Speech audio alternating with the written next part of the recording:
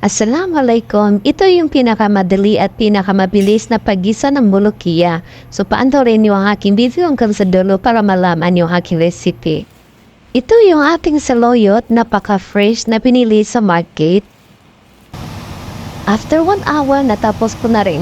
Himay-himayin ang 7 bundles ng ating saluyot. Salang na ako ng kawali at naglalagay na tayo ng mantika. So, olive oil ang gagamitin ko.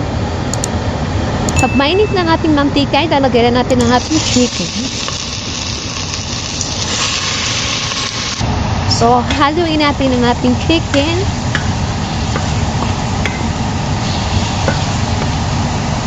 So, lalagyan natin ng spices, bay leaves, cardamom, cloves, and garlic.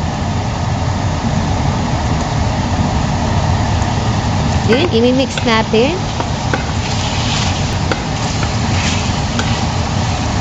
Lalagay tayo ng tubig. Then, lagay tayo ng half na magic cube. Lalagay din tayo ng salt. Then, haluin natin.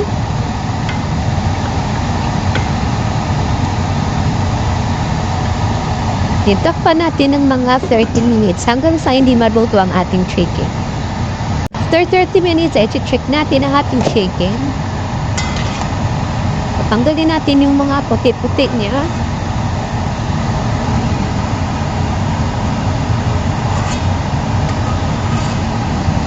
Yan, ilalagay natin ang ating onion.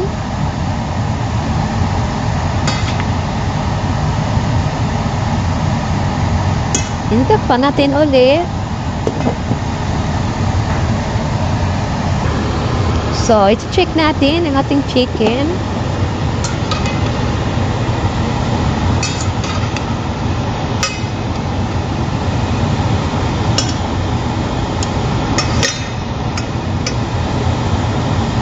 So, luto na siya. So, isi-set aside na natin. At tanggalin natin ang ating chicken sa ating kaldero.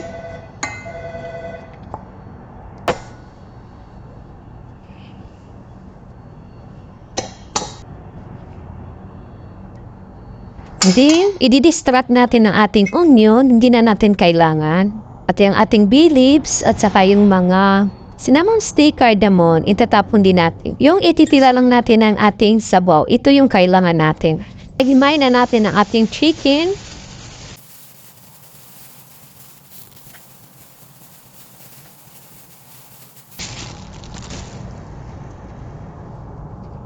So, tapos na natin himay-himay ng ating chicken. So, isi-set aside muna natin.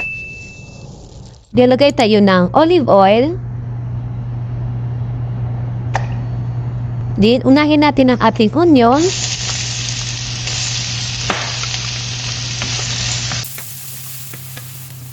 Then, maglalagay tayo ng minced garlic. Isa natin ang ating garlic. Then, maglalagay tayo ng 2 Maggi. Maglagay tayo ng konting butter. So, kapag nag-dissolve na ang ating butter, ilalagay na natin ang ating saluyot pakunti-kunti.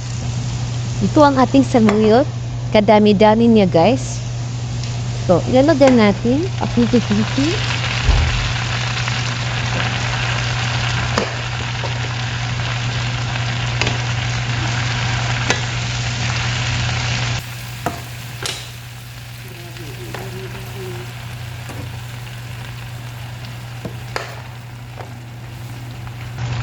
Then, maglagay tayo ng sabaw. Yung sabaw natin kanina, yung chicken na, yung sabaw ng chicken.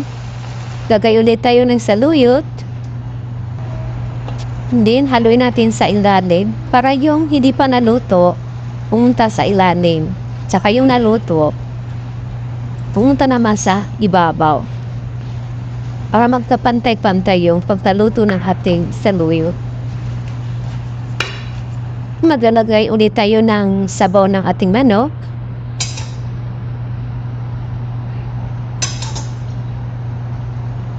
Tapos maglalagay ulit tayo ng saluyot.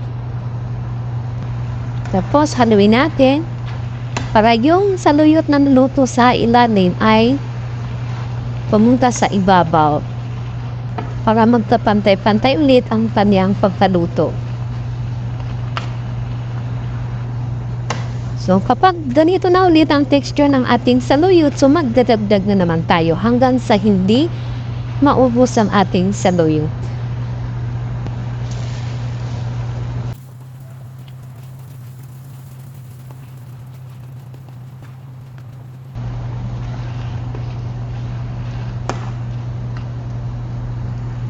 So, di ba yung napakaraming saluyot ay kunti na lang? Ilagay tayo ng teaspoon of black pepper, 1 teaspoon din na coriander powder, then chilies powder, 1/2 teaspoon, then maglagay tayo ng asin, and then mix natin.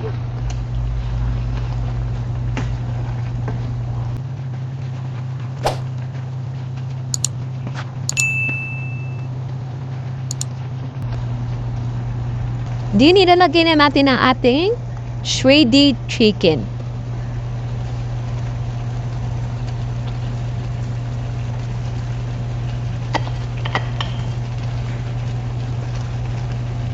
Then, haloy natin.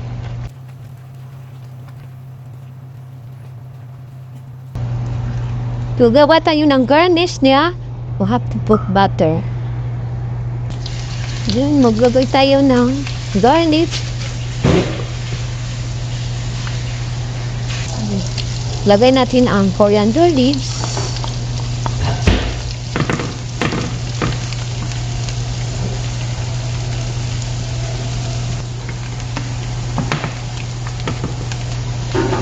So, ganito lang yung texture ng ating garnish.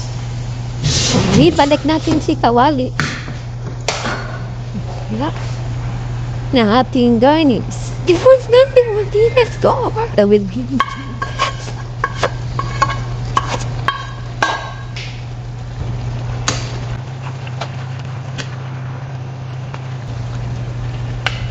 Fry down.